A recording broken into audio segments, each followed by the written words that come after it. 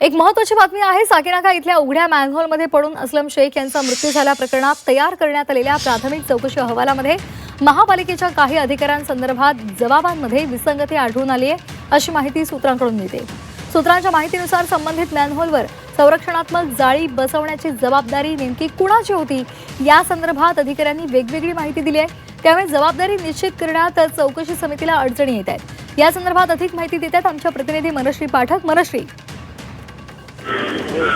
सध्या जो सूत्रांकडून जी माहिती मिळते त्यानुसार विसंगती या सगळ्या अधिकाऱ्यांच्या जबाबामध्ये दिसून आलेली आहे। मॅनहोलचं जे धक्कादायक प्रकरण घडलेलं होतं की साकीनाक्यामध्ये उघड्या मॅनहोलमधून एका व्यक्तीचा मृत्यू झालेला होता। त्यानंतर या सगळ्या प्रकाराची चौकशी ही अधिकाऱ्यांच्या माध्यमातून करण्यात येते। मात्र महापालिकेच्या काही अधिकाऱ्यांच्या जबाबामध्ये विसंगती आढळून येते।